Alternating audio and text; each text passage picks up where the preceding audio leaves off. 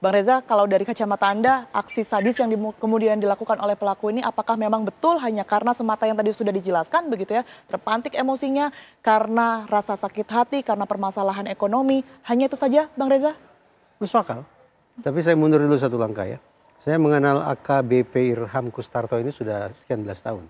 Jadi tanda petik bagi saya tidak terlalu mengejutkan kalau beliau dan jajarannya dalam tempo singkat sudah bisa meringkus tersangka, bahkan secara cermat memiliki catatan tentang jumlah potongan korban yang sedemikian rinci sampai sekian ratus. Itu menurut saya spektakuler. Kembali ke pokok persoalan, jelas perbuatan tersangka ini adalah perbuatan jahat yang tidak boleh ditiru dan sudah sepatutnya yang bersangkutan dimintai pertanggungjawabannya secara pidana. Tetapi menyimak apa yang tadi disampaikan oleh Pak Kapolres, barangkali ada konflik yang berkepanjangan, kemudian adanya gesekan pada hari kejadian dan seterusnya, maka sesungguhnya kalau dari sisi motif tidak ada yang istimewa. Motif seseorang melakukan perbuatan pidana hanya dua kemungkinannya. Apakah dilatar belakangi oleh motif instrumental untuk mendapatkan manfaat tertentu, mendapatkan harta, popularitas, menutupi kejahatan lain dan seterusnya. Ataukah pidana itu dilatar belakangi oleh motif emosional.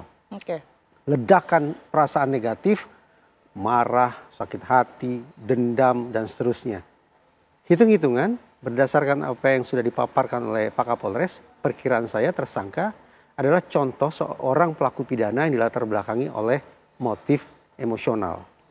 Jadi seolah tidak ada cara lain untuk meredakan ketegangan emosionalnya, dia harus melakukan serangan yang agresif, bahkan serangan yang brutal terhadap targetnya, terhadap orang yang sudah memunculkan perasaan negatif di dalam diri si tersangka.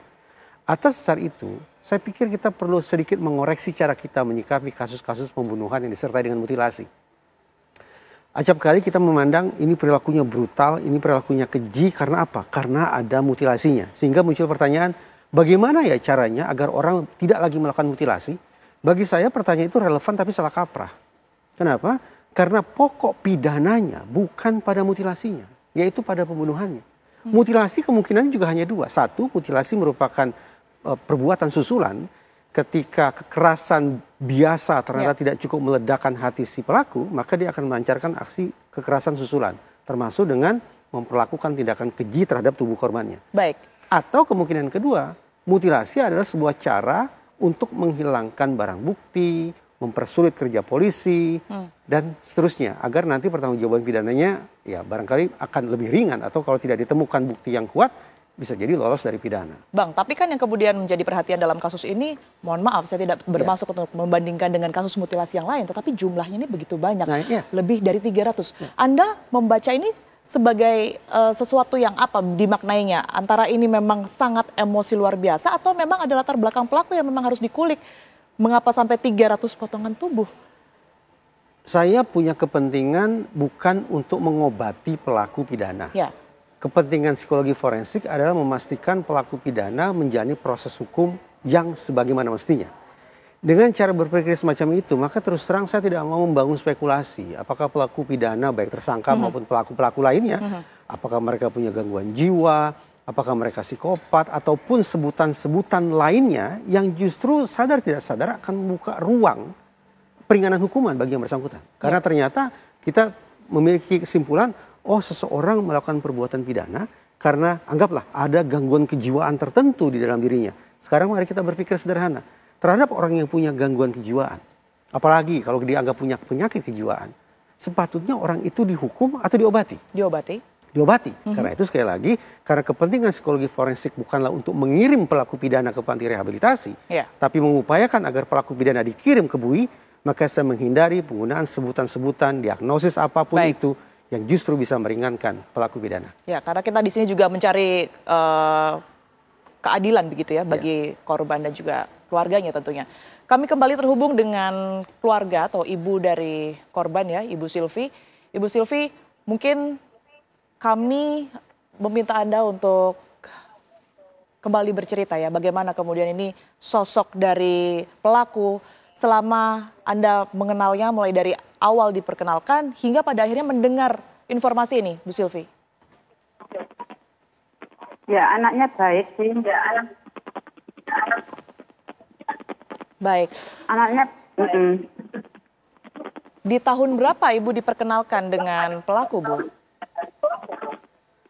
Waktu itu COVID, nggak tahu, lupa tahunnya. COVID itu tahun berapa ya? Baik, sekitar tahun 2020 ya, sudah cukup lama artinya. Seberapa sering Bu Silvi bertemu dengan pelaku, Bu? Ya, nggak seberapa sering sih.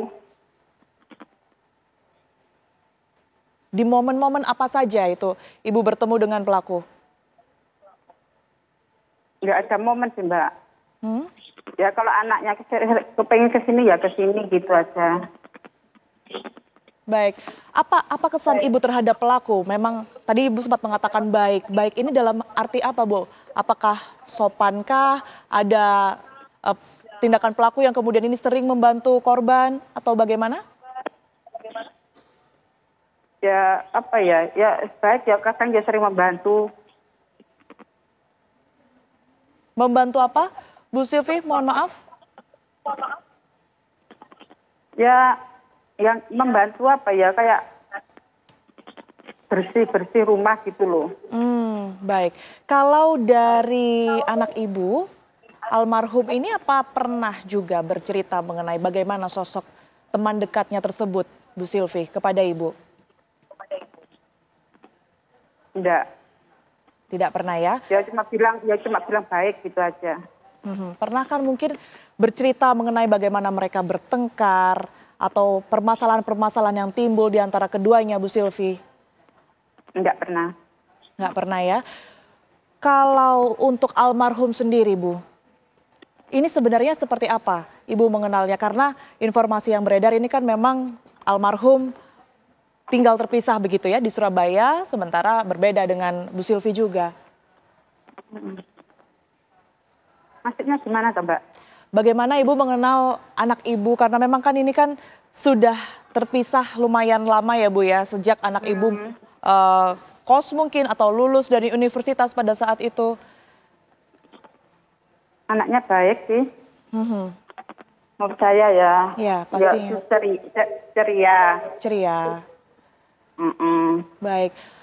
Dari pihak kepolisian Bu mengungkap bahwa pelaku ini, mohon maaf sebelumnya Bu Silvi, sempat menyebut salah satu pemicu dari kejadian ini lantaran permasalahan ekonomi Bu Silvi. Permasalahan ekonomi kemudian juga beberapa sifat almarhum yang mungkin ini mendorong tindakan tersebut. Ibu sendiri memaknai ini dan juga menanggapi hal ini seperti apa Bu? Ya apa ya, nggak tahu sih Mbak. Baik, Bu, ada informasi juga yang kemudian beredar berkaitan dengan anak Ibu dan juga pelaku ini sudah menikah secara agama atau nikah siri, Bu. Betulkah hal ini? Saya nggak tahu. Tidak tahu.